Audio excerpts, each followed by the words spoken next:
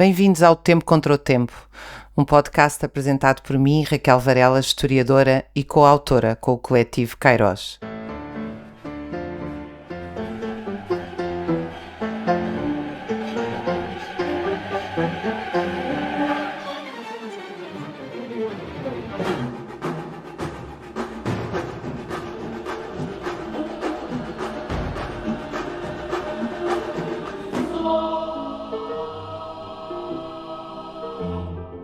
Aqui queremos debater a sociedade e o mundo com toda a calma, contraditório, profundidade e liberdade que a urgência da transformação e da imaginação de uma nova forma de viver exige.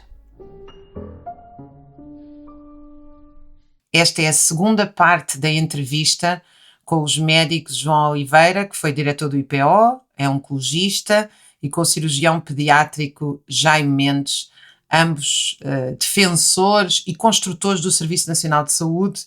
É uma entrevista sobre a mercantilização da saúde e a luta contra a mercantilização da saúde, tentando abarcar todo o modo de vida, quer das condições, quer a partir de uma discussão sobre as condições de trabalho dos médicos, quer do acesso à saúde da população. Bem-vindos. Raquel, eu queria só introduzir uma coisa. Falaste na Bélgica, mas é um sistema diferente do nosso. Do que era o nosso, já estou aí para trás. Porque o centro de saúde tinha a grande vantagem de ser uma equipe familiar, não ser só o médico de família.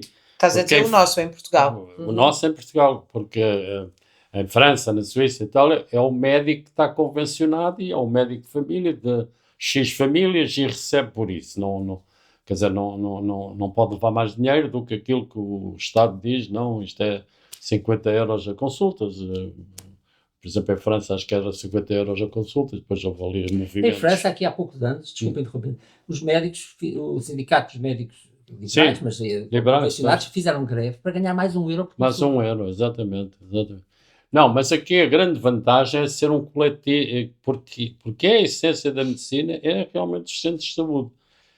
Agora, eles estão a combater, eles estão a destruir a ideia do centro de saúde, que aliás foi dito ontem na reunião.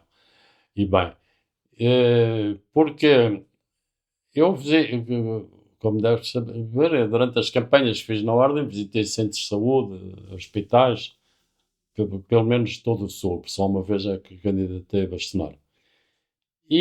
Mas há diretores de centros de saúde em que o centro de saúde funciona como vários consultórios particulares.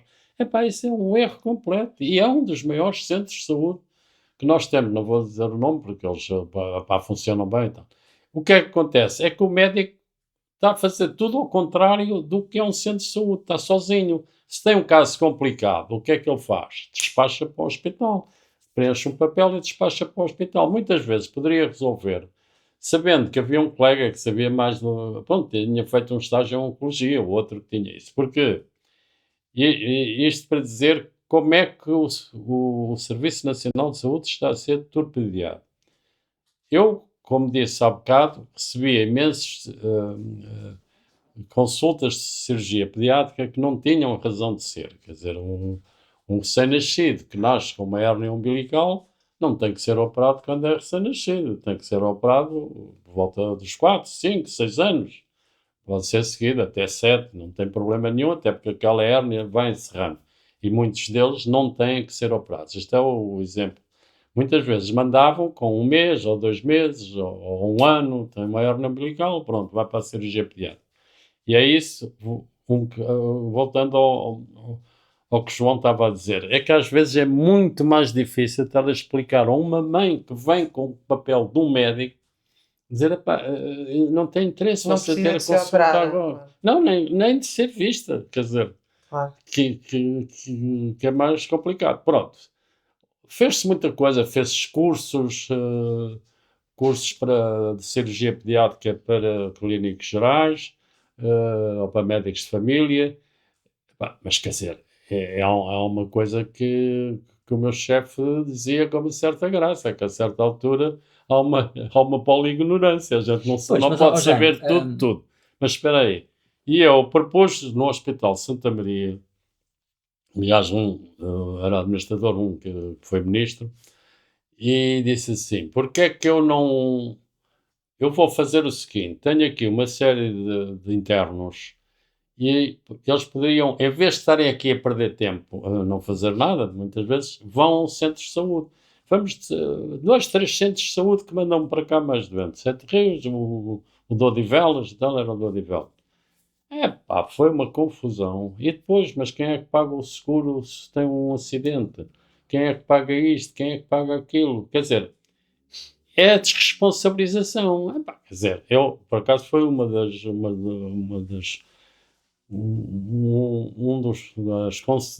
das causas que eu metia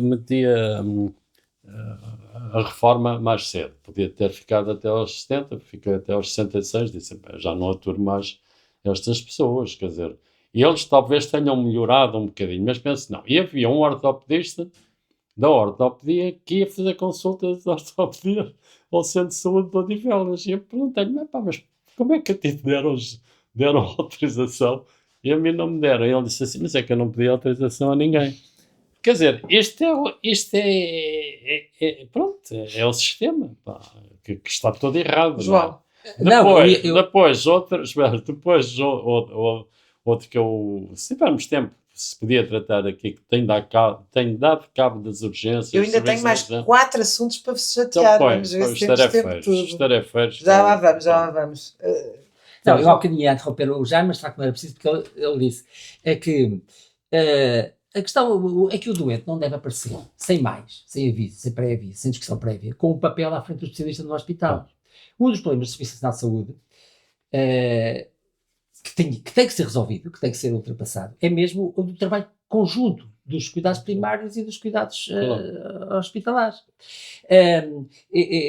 O que era de valor é que o clínico geral, tendo-lhe parecido que aquela criança necessita de uma operação, não manda um papel administrativamente ou não marca uma consulta, e muito menos é decidido por uma administrativa, como diz o Jaime. Não. Ele tem que ter uma instância de trabalho com o hospital, uma instância prevista, fácil, não é telefones que não se atendem, ou mensagens que não se recebem, etc. Normal, de funcionamento entre o centro de saúde e o hospital. Até sei lá, reuniões de X em X. Eu não vou mandar um doente para um sítio qualquer, para depois ficar mal visto, porque o especialista disse o contrário do que eu disse. Até desse ponto de vista, é mau, não é? Eu não tinha a obrigação de saber, é certo, mas o doente julgava que eu tinha. E, portanto, a tal confiança também é infringida. Portanto, os estudantes de saúde e os cuidados primários, os cuidados primários dos hospitais têm que trabalhar em conjunto. E foi sempre, de facto, um grande problema. A primeira experiência disso, que foi na Unidade Local de Saúde de Matosinhos, eu julgo que não funcionou mal. Mas depois não teve sucessão. E é certo que os profissionais dos cuidados primários tiveram sempre muito medo de serem colonizados pelos hospitais e resistiram muito sempre a esta fusão.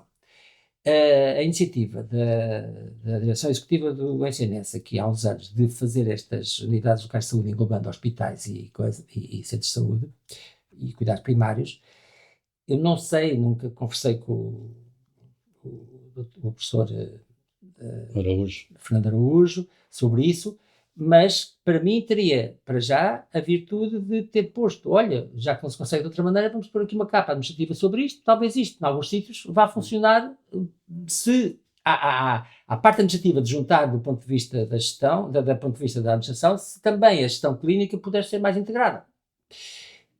Enfim, o processo teve a alteração teve as suas, se sobrou ou não se sobrou, pode estar a ser mais uma vez mal interpretada, e portanto não sei se há coisa, mas o essencial era isso. O Serviço Nacional de Saúde pressupõe interação entre os cuidados primários entre os médicos de família, as equipas de saúde familiar e o hospital, permanente. Nós no IPO fizemos isso em determinadas épocas, que fomos aos centros de saúde e estabelecemos formas periódicas de funcionamento, tanto assim que os médicos acabavam de estar menos tempo internados e eram seguidos por médicos de família. Um parênteses aqui assim, agora inventou-se essa coisa da hospitalização privada, mais uma vez, para arranjar um pacote que é facilmente privatizável. Quando fala da hospitalização privada é o quê? Perdão, Domiciliar. hospitalização domiciliária. Ainda bem que entramos nesse que campo. É um oxímoro, não é? Porque ou é hospitalização ou é domiciliária. Este era um assunto central que eu vos queria perguntar. Deixa-me só acabar esta parte. E, portanto, a questão do funcionamento é um dos aspectos que o Serviço Nacional de Saúde precisa ser melhorado.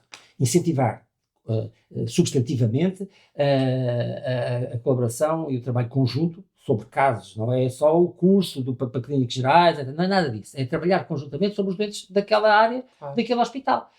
Um exemplo, mais uma vez, de França, onde não há Serviço Nacional de Saúde. Eu também trabalhei em França durante uns anos, numa coisa do género do IPO, mas isto tem que ver com uma experiência pessoal. O meu filho era pequenito, lá, e um dia apareceu todo cheio de, enfim, tinha uma doença da pele, autoimune, provocada ou pelo vírus, ou pelos medicamentos que recebeu por causa de ter com febre. O pediatra onde ele ia, que nem sequer sabia que eu era médico, estava de férias. Mas não havia internet, nem nada dessas coisas nessa altura.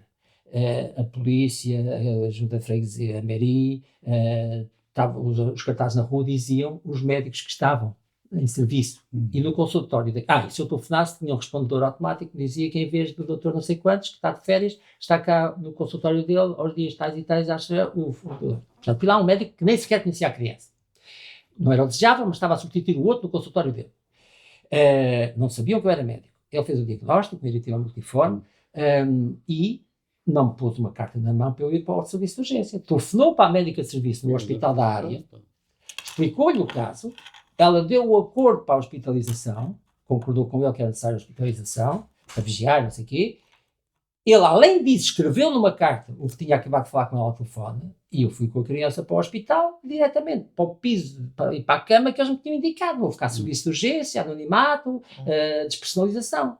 Eu não sei se assim ainda funciona em França ou em todas as zonas da França, mas porquê que isto não pode funcionar assim em todo lado? Que parece tão elementar, não parece? Nós entramos aqui nesta questão da... que é que... já nem sei o que é que domicílio. Queria-vos fazer essa pergunta que me parece tão importante, que é o seguinte. Nós andamos muito preocupados, várias pessoas do Observatório para as Condições de Vida e Trabalho, primeiro porque veio o Estatuto do Cuidador Informal, em que há uma série de questões que são de saúde, que deixam de ser de saúde, que é uma ideia central do neoliberalismo em Inglaterra, cure e care.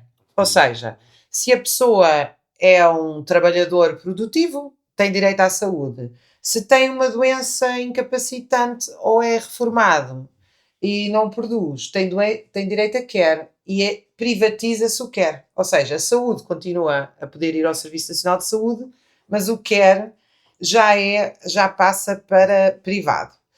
E isso coloca questões importantíssimas, porque pode-se aprovar um estatuto do cuidador informal e dizer a uma professora que tem que ir cuidar da mãe com Alzheimer, quando o que a mãe com Alzheimer precisa é de um profissional de saúde, não é de uma pessoa que está em casa o dia todo com a própria mãe. Ou seja, uma forma de desresponsabilizar os serviços de saúde daquilo que são cuidados comunitários e coletivos e profissionais. Eu diria só que não são comunitários, são profissionais, porque nós estamos a lidar com doenças, estamos a lidar com incapacidades, estamos a lidar com questões que são do campo da saúde, não são do campo do entreter alguém. E a segunda, junto a essa, é a hospitalização domiciliária, que não é possível, evidentemente, é uma palavra nova. Isto não me parece tudo um sacudir de água do capote de... A origem da hospitalização domiciliária julgo que teve que ver com as dificuldades de determinado hospital em fossem para casa, os doentes que têm sido vistos no serviço de urgência não tinham quem os viesse buscar porque precisavam de alguns cuidados que as famílias não estavam em condições de prestar. E para aliviar isso, e por terá percebido que os centros de saúde não podiam corresponder a isso, levou enfermeiras a casa, mandou as pessoas para casa e mandou lá enfermeiros. Isto pode ter nascido de uma boa intenção operacional de um hospital a tentar resolver um problema. Depois foi, e correspondendo a outras coisas, a outras iniciativas que não não tão restritas quanto isso, com certeza. Essa ideia já existe noutros sítios. Eu trabalhei em França, havia hospitalização domiciliária, era uma empresa privada, e que ia pôr, enfim, mas com uma parte pública, mas que ia pôr quimioterapias a correr em casa. Ok, era o Santé Service, chamava-se, dependente daquele hospital, não sei o quê. Mas estamos a falar de uma coisa muito específica, de uma coisa muito... E que não é muito reprodutível, porque chega a certa altura a própria quimioterapia também já não dá para ser feita daquela. Mas enfim, de qualquer maneira, a quimioterapia feita em casa, havia médicos que iam fazer a casa das pessoas. Na América isso ainda se passa. Enfim, e cá havia que fizesse. Continuando, a hospitalização domiciliária terá aparecido mais uma vez, por causa dos problemas da urgência e da sobrelotação da urgência. Os gente ficavam nos corredores e tal. Depois foi generalizável, tornou-se uma coisa, teve um responsável e tem dentro do Ministério da Saúde, etc. Mas os cuidados que julgo que estão codificados para serem prestáveis em hospitalização domiciliária podem ser do foro dos cuidados primários. E eu sei de profissionais de cuidados primários que até se sentem ofendidos, enfermeiros, etc., que se sentem ofendidos de estarem a ser substituídos por profissionais hospitalares. Isto não contribui para o trabalho conjunto que é necessário que o Serviço Nacional de Saúde tenha. Agora, convencionou-se que determinados antibióticos, mesmo que a pessoa esteja bem, são durante 15 dias. E os antibióticos são de uso exclusivo hospitalar. E então o hospital vai a casa pôr um antibiótico a correr uma vez por dia, ou 12 em 12 horas, etc. E é essa a hospitalização. Ou seja, a pessoa não precisava de hospitalização. A hospitalização significa vigilância permanente, 24 horas, 24 horas, enfermeira permanente, etc. Portanto, não é isso que se tem em casa, por profissionais. Depois, do ponto de vista da gestão, também não é rentável, porque o número de enfermeiros que eu preciso para tratar 10 pessoas nos domicílios é muito superior ao número de enfermeiros que preciso para tratar 10 pessoas na enfermaria. Claro, que há escala no hospital. E com muito menos tempo, não, mas é que uma enfermeira chega ali e vê o que se passa com toda a gente. Se as pessoas precisam efetivamente de vigilância, não sei o quê, não dá para a hospitalização privada, não é a hospitalização. E poderia ser, se o hospital trabalhasse convenientemente com os cuidados primários, far-se-ia, e não confundir depois, com pessoas com dependências de longa duração, etc., que então é outro tipo de institucionalização que relevam de outros tipos de institucionalização, que não propriamente a chamada hospitalização, que, mais uma vez, vigilância, tratamento, etc., 24 e 7. João, acho que é um termo. Conheço profissionais médicos que tendo trabalho ao serviço público, mas fazem uma perninha no hospital privado e a determinado dia da semana, a determinada manhã da semana, vão fazer hospitalização privada. Privada e domiciliária. Que é um produto que se vende. Claro. A ambos, eu tenho esta pergunta que na verdade se relaciona com duas e estamos quase a terminar, mas ainda queria, se for possível, abordar aqui mais alguns assuntos nesta conversa tão interessante. Quando a enfermeira fica zangada... Sim, eu deixei bem claro que esta coisa da hospitalização domiciliária é uma facada na interação que o Serviço Nacional de Saúde pressupõe entre os cuidados primários e cuidados. Exatamente. E mais, eu até diria mais, porque o que eu quis dizer foi que está-se a fazer o trabalho, está-se a entregar maioritariamente a mulheres sem qualquer qualificação na área de saúde, trabalho de enfermagem e trabalho qualificado, é disso que se trata, ou seja, é uma espécie... Não, domiciliária. Não, claro, sim, mas quando se criam... Não, eu falei do estatuto dos cuidadores. Mas quando a enfermeira diz que são eu acho que é aquele. É este. Ainda tinha água. Nós estamos a atravessar em todo o mundo ocidental, enfim, falo do mundo ocidental porque é aquele que eu conheço e que tenho lido os estudos dos colegas, a uma desqualificação. E na área da saúde, não só na área da saúde, mas na área da saúde isso é particularmente claro, ou seja, há uma pressão que até vem da própria OMS para transferir atos médicos para os enfermeiros e dos enfermeiros para os técnicos e, no limite com a inteligência artificial, para os próprios administrativos, porque se está tudo padronizado, standardizado e algoritmizável, porque é que não é o administrativo que há de enviar, seja o que for... Ao mesmo tempo, nós estamos a assistir já há muito tempo que a nova gestão pública introduziu a possibilidade de um enfermeiro gestor decidir sobre atos médicos. Ou de um gestor formado em qualquer coisa de saúde que nem em saúde é, só em gestão, ter decisões sobre atos de enfermagem. Porque é isso que acontece quando não há gestão democrática e há a gestão...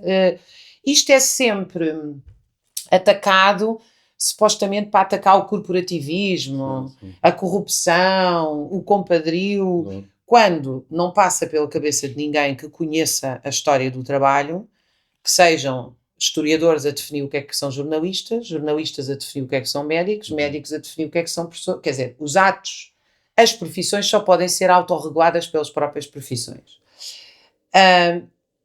E recentemente vimos que o PRR, a Troika já tinha tentado isso, mas o PRR conseguiu que os estatutos das ordens profissionais fossem revistos para deixar de ter uma maioria de médicos à frente das ordens profissionais ou uma maioria de advogados à frente dos advogados. Como é que vocês veem todo este processo de desqualificação, sendo que muitas vezes são os próprios enfermeiros ou as organizações de enfermagem, não os enfermeiros, eu vejo muitos enfermeiros contra esta, desde logo que não querem uma responsabilidade para um saber que não têm, porque gostam é de fazer enfermagem e não medicina, ou seja, há muitos enfermeiros contra isto.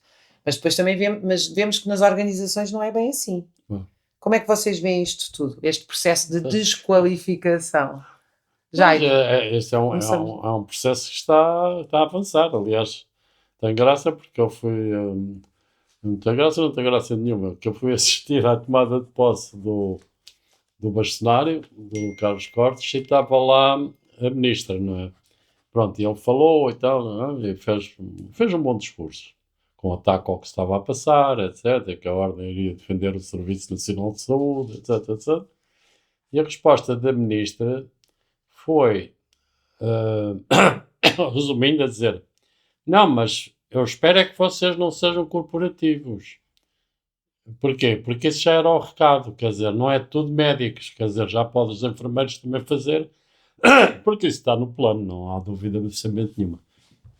Agora, a gente teve muita dificuldade, e eu compreendo essa dificuldade em definir o ato médico, não é?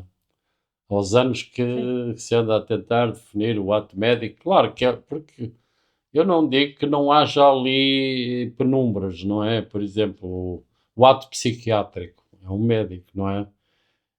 Mas há psicólogos, há psicanalistas, etc.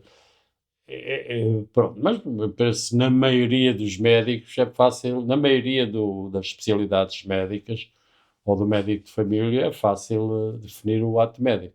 E depois, o que eu acho que eu penso que com a falta de médicos tem havido muito é o delegar competências, mas está sobre a direção do médico. Eu acho que isso será uma solução. Não sei o que é que o João pensa. Não, mas o corporativismo é uma arma de dois gumes. Ele é necessário para uma série de coisas. Não é? Para a ética daquela profissão se desenvolver, para ter uma avaliação por pares, para ter essas coisas. Mas tem limites, porque não esquecer que as ordens nasceram na Idade Média, quando as profissões, as corporações, precisavam de preservar o seu negócio, não é?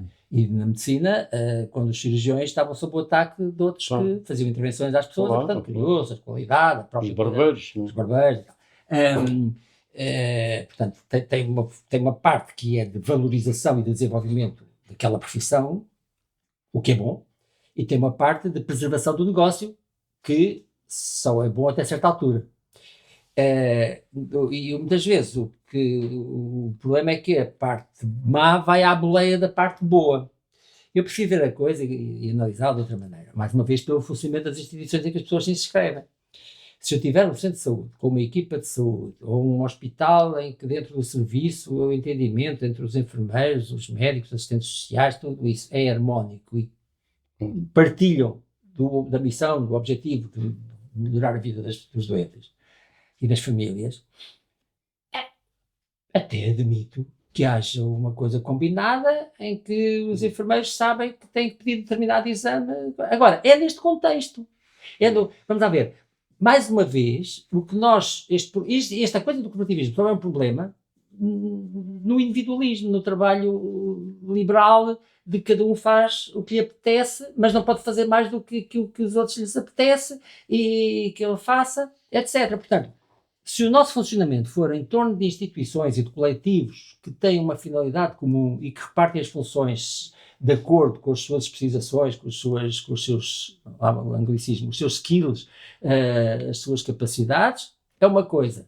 Que até pode não ser a mesma de serviço para serviço. Num serviço os enfermeiros podem ir um bocado mais além daquilo que habitualmente fazem e no serviço pode não dar, não convir que seja assim, não se adaptar. Portanto, reduzir esta discussão às identidades das profissões é um fundo, é uma coisa que não tem fundo. E só vai cavar fossos e não vai contribuir nada para o melhor funcionamento do que quer que seja. Antes, pelo contrário, vai criar barreiras, trincheiras, como tem estado, não é?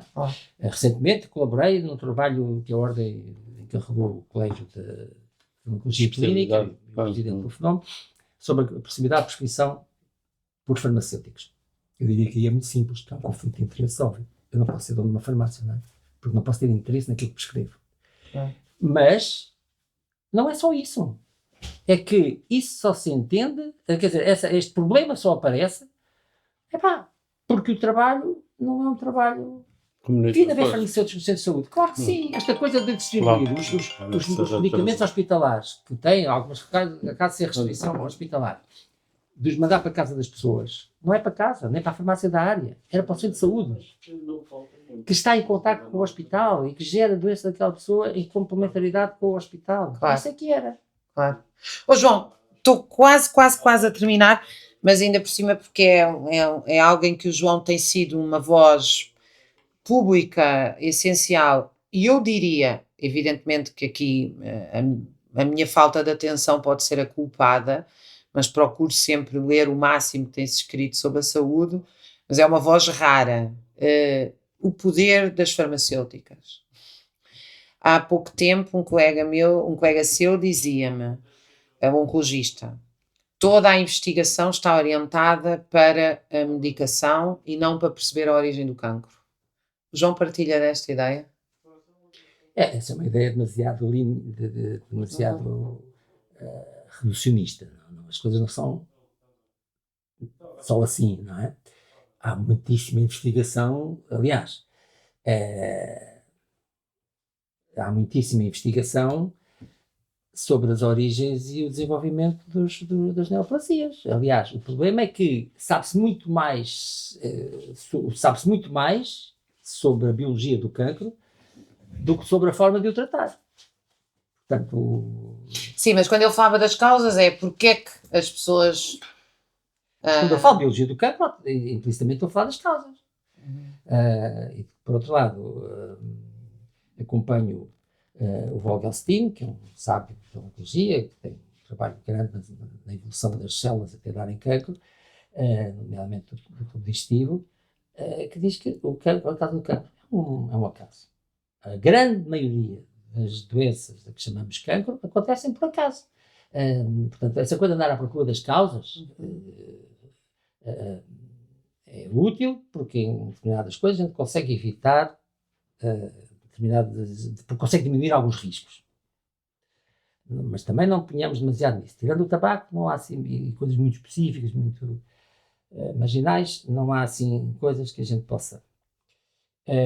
Agora, a grande maioria das neoplasias acontece porque, a determinada altura, na divisão celular, cometem-se erros, aparecem variantes, já nem se chamam mutações, não é? Como se sabe, que tornam aquelas células malignas, com as características de se dividirem sem ser preciso, não morrerem quando devem, etc., e de invadirem. Mas isto é indissociável da evolução, como muitos têm demonstrado. Só se evolui, seleção natural, etc., porque aparecem variantes. Da mesma maneira, algumas variantes que aparecem, e elas aparecem todos os dias, algumas são malignas. Os tubarões parece que não têm cancro, ou têm muito pouco. Mas também já não evoluem há milhões de anos, estão muito bem adaptados, não precisam de evoluir. A minha interpretação. Portanto, essa coisa das causas do cancro, primeiro, Vale a pena andar à procura das causas do cancro? Primeira pergunta. Eu não estou a pretender dar uma resposta definitiva a isso, mas estou a levantar esta questão. Causas. Forma de evitar que a coisa que acontece por acaso venha a atentar contra a vida de uma pessoa. Sabe-se imenso, todos os dias se sabe mais, a ponto de se fazerem deduções para as terapêuticas e de quase todos os dias aparecer uma notícia de descobriu-se que as células não sei o quê, portanto se a gente arranjar um medicamento contra aquilo vai curar o cancro. Não vai ser assim. É complexo, e quando eu falo em complexo não é uma figura de estilo, é do foro da complexidade, não é uma coisa para ser tratada de uma forma linear, tem que ser tratada com as ferramentas da complexidade.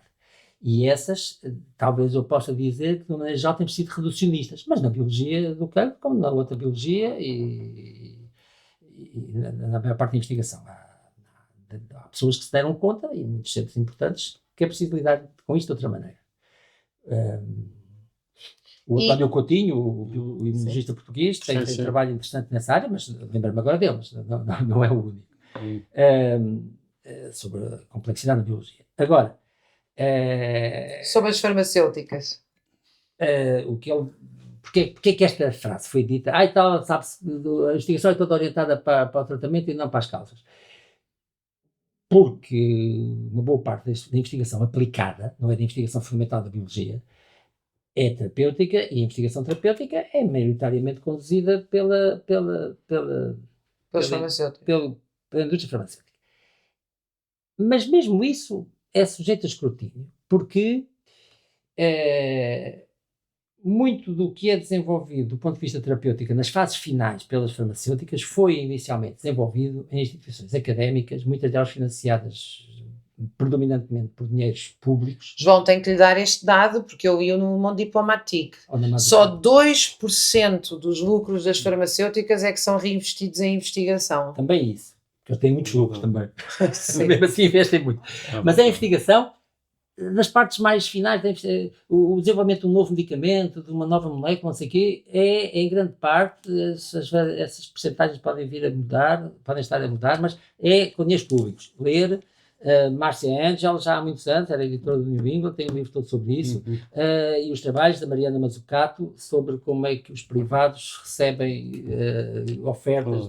O primeiro medicamento, francamente caro, para tratar o cancro foi para a Clitaxel, desenvolvido pelo Instituto Nacional Instituto de Surveillance Federal, com dinheiros federais, e chegou ao fim, quando estava uma coisa difícil, porque é feita a partir de uma árvore, é preciso estar não sei quantos textos abaixo para ter um miligrama daquilo, era assim, e a patente foi oferecida à Bristol Myers, na altura, de maneira normal de funcionar nos Estados Unidos. Mas isso continua a ser verdade em muitos casos. Agora não sei, parece que as universidades estão a ter menos financiamento federal. Não sei se vão ter na América. Mas isto não tem um peso gigantesco, quer do ponto de vista de orientar a investigação, quer no próprio Serviço Nacional de Saúde, no próprio sistema de saúde. O problema é que o tratamento do cancro não é fácil com medicamentos. Continua a ser verdade que metade dos cancros são curáveis. São. Ao contrário de qualquer outra doença, tirando as doenças infecciosas. Não há nenhuma doença que se cure como o cancro. Se repararmos bem, não quer dizer que o cancro não muda completamente a vida das pessoas, o medo de voltar a ter a doença é sempre presente, etc. Mas metade dos cancros à vontade, então os pediátricos, a percentagem é maior, 80%, curam-se. Com quê? Com cirurgia. Ou, se forem tumores hematológicos, são doenças neoplasias hematológicas, com medicamentos sim, mas e a vida das pessoas mudou muito com os medicamentos contra o cancro, mudou. Mas a parte do tratamento médico do cancro, na cura do tratamento do cancro, é obviamente exagerada, como diria a notícia da minha mãe. E o preço que é posta no mercado é também obviamente exagerado. E depois, todos os dias, todas as semanas ou todos os meses, há novos medicamentos que vêm sempre com um acréscimo de preço substancial em relação aos anteriores e que não acrescentam quase nada. No outro dia, um colega seu eu ouvi, na Universidade Nova, uma palestra pública, e ele disse que estamos a tratar o cancro com quimioterapia, com os mesmos... as pessoas pensam que há imensa evolução qualitativa na investigação, e ele dizia que não. Ele dizia que é o mesmo tratamento de pós-Segunda Guerra Mundial, fundamentalmente. É muito reprodutivo. As leucémias, nomeadamente as das crianças, curam-se exatamente com os mesmos medicamentos dos anos 60. Sim, mas há uns transplantes de medula, etc. Progrediu-se nas terapêuticas solares. Claro. A progressão no conhecimento biológico da imunologia permitiu que se utilizem agora meios imunológicos para tratar o cancro, que tem feito grandes progressos. Não é generalizadamente, é em algumas doenças. Com células ou com moléculas que modificam os efeitos das células imunológicas. Eu não estou a dizer que não há progresso. Estou a dizer é que a maior parte do negócio é feita com coisas relativamente idênticas às anteriores. E, mais uma vez, as coisas que não são progresso ou que são marginais, ou que têm progressos marginais, vão muito à boleia das coisas que foram revolucionárias. Claro. Tratamento da leucemia mieloide crónica, quando eu era jovem hematologista, as pessoas com leucemia mieloide crónica morriam, 95% estavam mortas 5 anos depois. Agora tem uma esperança de vida idêntica da população em geral. Enfim, mesmo com um pouquinho de exagero, mas é assim, com um comprimido. Mas agora, esta é uma doença com particularidades que nem todas as outras têm. Claro. Mas à pala disto, medicamentos do mesmo género aplicados a outras doenças foram propagandeados como se fossem, tivessem o mesmo valor. Acha, eu sei que isto é altamente especulativo, mas se nós tivéssemos uma investigação pública, fundamentalmente pública, medicamentos públicos, ou seja, se não existisse a indústria farmacêutica, estaríamos, isto é uma pergunta muito difícil, estaríamos diferentes? Não, a pergunta é fácil.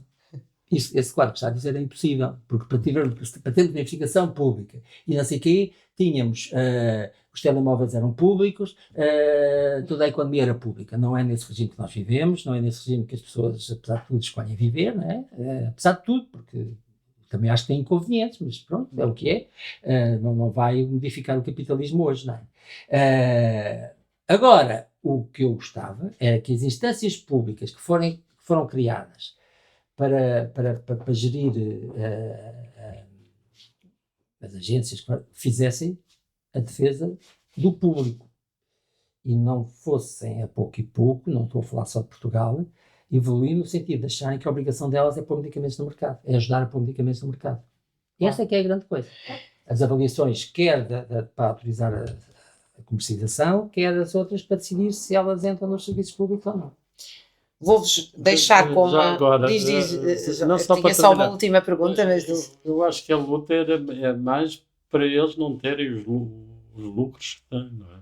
Quer dizer, eu li um livro até um argelino que chegou a vice-presidente da Pfizer. E o que ele diz é que os lucros são descomunais, com coisas que eles compram a certos laboratórios públicos ou não públicos, ou mais pequenos, quase a investigação toda feita, não é? Mas depois, com o jogo da bolsa, isso são lucros brutais.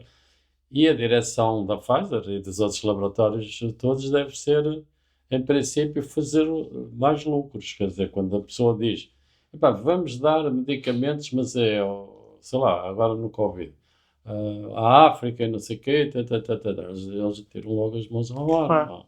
Jaime, falaste do Covid, na verdade são 2 perguntas e prometo que não vos chatei mais.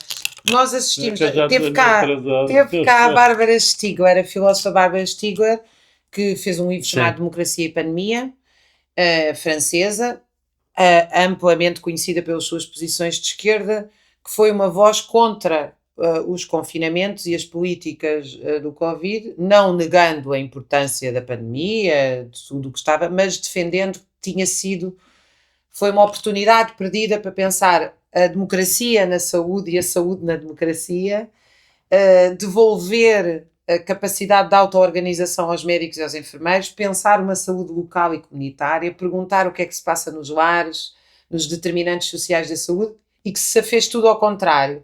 Centralizar as decisões nas instituições de poder, como as direções gerais de saúde e outras, retirar poder aos médicos ao ponto de, ela até diz, os médicos foram chamados a não tratar os doentes, fica em casa, e os doentes foram chamados a autodiagnosticar-se e a automedicar-se. Como é que vocês viram esta... Vocês acham que se agiu da melhor forma? Eu tenho lido muitas coisas francesas, não é só eu, muitos depois seguem nisso. E aliás, até pelo que tem acontecido psicologicamente, as crianças e adolescentes por estarem tanto tempo fechados, não é? Quer dizer, realmente a gente não imagina, mas quer dizer, eu fui um privilegiado porque fui para uma casa, para uma segunda residência. Mas realmente as crianças verem Paris tão deserto deve ser uma coisa traumática, e foi traumática. Pronto, eu percebo que quer dizer, eu acho que isto, pronto, há prós e contras, percebes? Porque há pessoas que dizem, mas também houve muitas pessoas que morreram e se não houvesse as vacinas, não, mas eu se quiseres, quer dizer, eu tenho um colega que defende, pronto, que foi errado, que é o Mário Durval, que ele não se importa que eu diga o nome, que é de saúde pública, que aliás falou contigo, e propôs uma ação completamente diferente, sobretudo o de fechar as pessoas em casa, não é? Ele era o responsável por um plano de saúde pública, o que aconteceu é que deixou de ser responsável, quer dizer, não há dúvida nenhuma que foi o poder político que iluminou tudo isto, não é? E as pessoas, pronto, seguiam uma determinada coisa e não houve discussão, não respeitaram. Eu penso que há muitos colegas de saúde pública que ficaram, pronto, mal, quer dizer, que não se sentiram bem. Secundarizados e não foram Exato, ouvidos. não foram ouvidos. É capaz de ter sido, quer dizer, de ter metido as pessoas em casa tantos meses, provavelmente não se Como é que justificaria. viu estas medidas? Tinha que haver uma disciplina grande das máscaras e tudo. É um bocado tudo isso. Quer dizer, com o alerta as pessoas portaram-se melhor porque tiveram medo, não sei. É uma questão de quase de comunicação, não é? Mesmo sem teoria da conspiração, eu diria, ou ainda sem teoria da conspiração, eu diria que era inevitável que as medidas fossem, a posteriori, fácil de haver. Não tenho dúvida, na altura, eu disse isso a muitas pessoas na altura, temos de certeza a tomar medidas excessivas. Só que só vamos perceber isso no fim. E nem dá para perceber, porque não deu para randomizar, não deu para... eu acho que é inevitável que se jogasse à defesa. E mesmo os poderes políticos agiram nesse sentido. Porque se não fossem essas medidas desse género, se viraram culpabilizados, como determinados foram, quer dizer, há notícias dessas, não é? Que morreu muita gente, então mais do que nos outros países, a culpa é tua. Houve um país e um tipo que teve a coragem de fazer isso sozinho, parece. Não sei se ele depois inverteu, mas julgo que não, que foi na Suécia, não é? Na Suécia, sim. O diretor-geral da saúde, lá quem é responsável pelas infecções, que disse, não há confinamentos. Isso eu recomendo. Mas o rei pediu desculpa. O rei pediu desculpa porquê? Pelos vários, pela situação nos lares. O resto não, o resto eles não recuaram. Pela situação nos lares. De resto, há sempre eu vi conflito, os especialistas de saúde pública podem não ter sido ouvidos, mas eu acho que maioritariamente foram. Não podem não ter sido todos, mas fizeram o que eles disseram, mas eles também não diziam todos a mesma coisa. não é fácil. Agora, com um bocadinho de teoria da conspiração. Mesmo sem ir à da origem da doença, também tem muitas teorias. Mas o capitalismo ia desperdiçar uma oportunidade imensa de ganhar dinheiro e de subjugar as pessoas e de meter medo às pessoas, que é uma coisa que depois dá lucros a seguir. E a quantidade de coisas que se avançou, por exemplo, no ensino online, na medicina online, nos softwares, ou seja, houve aí realmente uma oportunidade no sentido de impor a tal doutrina de choque que fala Naomi Klein, impôs-se um refazer da organização social que ainda dura. Aliás, temos o Almirante, que a única coisa que fez foi estar à porta do armazém a distribuir vacinas, falado como grande responsável da vacina. Os médicos de saúde pública que eu conheço, e pronto, que normalmente têm um pensamento mais aberto de esquerda, o que eles sentiram é que a certa altura eram funcionários, eles só estavam a ver quantos foram vacinados. É muito fácil. Eles deram tanto trabalho burocrático que, mas não é a posteriori, durante o tempo, o papel deles é esclarecer as populações, não é estar a ver quantos foram vacinados e não foram vacinados. Eles deram tanto trabalho burocrático que o papel de um médico de saúde pública, de falar com as populações, de educá-las e tal, zero. Pois, é verdade. Zero. Ficou só a televisão. A psicose coletiva que se estabeleceu primeiro sobre as máscaras. Lembras-te do mercado negro das máscaras? A gente comprava máscaras, contratava uma venda de máscaras, a seguir os tipos não forneciam e estavam-se nas tintas para as multas, porque a seguir tinha outro que lhes tinha pago imenso mais.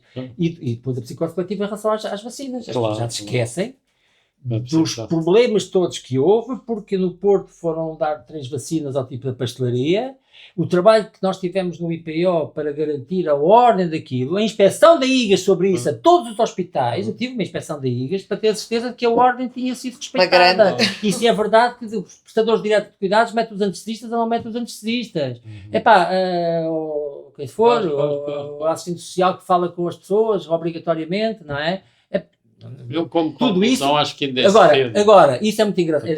Não, e não se vai perceber, já não se vai perceber. A tónica principal, sem juntar muito. Nós temos 2 artigos sobre isso no livro. Mas o que a maioria diz é, quer dizer, porque houve pessoas que recolheram dados, não é? Eles acham que é um bocadinho cedo para se saber. Diz só o título do livro para os nossos ouvintes. É o Direito à Saúde, pilar. Fundamental do SNS, é editado pela Afrontamento, pela Associação. Neste é a minha última pergunta e terminamos. Peço desculpa pela longa conversa, mas foi absolutamente importante ouvir-vos. Em 74, 75, eu fiz um livro sobre a saúde, que é dos livros que eu tenho mais orgulho, que foi Estudar a Saúde em 74, 75, e deparei-me com as coisas mais extraordinárias. Primeira coisa é, as misericórdias foram nacionalizadas com o apoio dos médicos, dos utentes do MFA, passaram para, já se falava na altura, o Serviço Nacional de Saúde, portanto encontrei o primeiro documento do Serviço Nacional de Saúde e do desenho do Serviço Nacional de Saúde do final de 74. Temos os estudantes de medicina a fazer assembleias com a ocupação de hospitais a exigir a abertura de urgências, porque sem as urgências não pode haver escala e desenvolvimento e etc. Temos os próprios estudantes de medicina no fim do curso a exigir o serviço médico à periferia, na verdade a exigir entrar na especialidade e em troca disso fazer o serviço médico à periferia. Temos situações até de ocupação de hospitais, como foi o Coimbra de Matos e o João Santos do Instituto de Psiquiatria, ou o Hospital de Trás-os-Montes, que era privado e passou a ser público, ou o Centro de Saúde do Seixal, que era uma casa abandonada e foi ocupada por médicos e comissão de moradores, e ainda hoje é a extensão do Centro de Saúde. E uma gestão democrática. O que é que aconteceu a tudo isto? Não é? Quando eu conto isto, muitas vezes nas reuniões de médicos, etc., acham que é o meu lado romântico, a coisa se calhar não foi bem assim, que isto é tudo. Quando eu acredito profundamente que tudo aquilo que se chama o Serviço Nacional de Saúde no seu esplendor, que vocês hoje falaram aqui, e que inclusive é comparável superiormente em termos do que é que avançou em muitos países da Europa que não passaram por este processo. Ou seja, aqui os médicos envolveram-se na gestão, envolveram-se nas decisões e coletivamente responsabilizaram-se por elas, também porque estavam envolvidos. O que é que aconteceu para esta memória ter desaparecido sobre... O que é que aconteceu? O mundo mudou. Tudo, não é? Sabem quando eu conto isto lá fora? No Brasil, nos Estados Unidos, mesmo em França, não acreditam. Os franceses, então, como têm mais carinho, mais de 108, dizem, mas manda-me um artigo, é sério, mas em autogestão, sim, mas estavam lá, geridos, com enfermeiros, Eu não fiz serviço médico à periferia, como tu sabes. Mas tens pena. Fiz aquela... Não tenho pena nenhuma. Está a ver? Não estou a exigir. Mas é porque ele fez as campanhas fez as campanhas de dinamização, ocupámos 2 hospitais. Fez um pré-serviço médico à periferia. Exato, é o que diz o Ramiro Correia no livro. É um pré... Foi um bocadinho antes, não é? Não, tinha feito a tropa. Mas eu fiz serviço médico à periferia, tropa. Mas... e ali era mais fácil, porque era revolucionário, eram os militares, mas as pessoas em Portugal sempre tiveram medo da farda, não é? E nessa altura muito mais, não é? Tanta gente dizia, mas onde é que está o Presidente da Misericórdia? Ele não está cá. Então não está cá, mas isto está aberto. Não, está fechado, então a gente vai abrir. Pronto, era uma situação revolucionária que não se pode repetir, não é? Agora, falando por exemplo, com o Jorge Seabra e outros médicos que fizeram um serviço médico à periferia, disseram nem toda a gente, nem todos os médicos estavam entusiasmados. Houve muita resistência. E, sobretudo, houve resistência no Norte. Não é? Foi mais o Sul, não é? Não sei se estás de acordo com isso, mas é um bocado a leitura do Jorge Seabra. E os primeiros anos no Centro, não é? Eles, aliás, iniciaram o serviço médico à periferia quando nós já estávamos quase a sair, porque No Norte também havia alguma resistência das populações. E apareceu Ou o 25 de porque novembro. eram lideradas Pronto. pela igreja, ou Pois, porque... exato. No Alentejo, o campo estava tudo aberto, porque a forma agrária era lá. Tudo, Claro. Eu não sei exatamente, o Seabra conhece melhor o Centro e o Norte, não é? Agora, houve pessoas que abraçaram aquilo. Ele é médico em Coimbra. E eu acho que foram bastante. É o Jorge Seabra. Eu sei quem é. Está bem. Tu disseste não conhecia. O Seabra disse assim. Não te conhecia também, Norte. Houve quem fosse contrariadíssimo e que fez tudo o possível. Também não era fácil para não fazer, mas depois estava condicionado o resto da carreira, que era pública, tinha que ser. E houve quem fosse contrariado e que depois abraçasse completamente a causa. Não sei o que é isso. Essa, aliás, foi a parte mais interessante da coisa. Eu, aliás, recolhi vários testemunhos nesse sentido, que são testemunhos lindíssimos, de ir às lágrimas, de colegas vossos a dizer, eu nem queria ir, ia para não sei onde, no fim do mundo, aquilo não tinha nada, e depois contam as coisas mais extraordinárias que aconteceram justamente com um trabalho em equipa permanente. Eu li o teu livro, tem coisas muito interessantes. Eu penso, sobretudo, as pessoas gostaram de ser elas a gerir o seu tipo de trabalho. Estávamos a falar de trabalho coletivo, de trabalho colegial. Trabalho coletivo. Nós fomos 5 para o mesmo sítio, no Alentejo. Fazíamos consultas nas freguesias, portanto eram Para onde é que foram, João? À Avis. As consultas eram nas freguesias e no centro do concelho concomitávamos, mas talvez uma vez por semana e tal. Mas vivíamos todos na mesma casa. E nós discutíamos os doentes, quer dizer, essa época em que nós tivemos tínhamos acabado de sair da faculdade, parte do internato geral e tal, ainda estávamos em algumas coisas, uns sabiam mais de umas coisas, outros sabiam mais de outras, punhamos aquilo em comum ali assim. E isso, do ponto de vista profissional, tem muito que ver com o que nós estamos a falar agora da falta de trabalho colegial nos serviços de saúde. Era gostoso fazer aquilo. Sim. Eu digo sempre isso muitas vezes nestes debates sobre saúde, onde nos chamam por vezes, que não há, que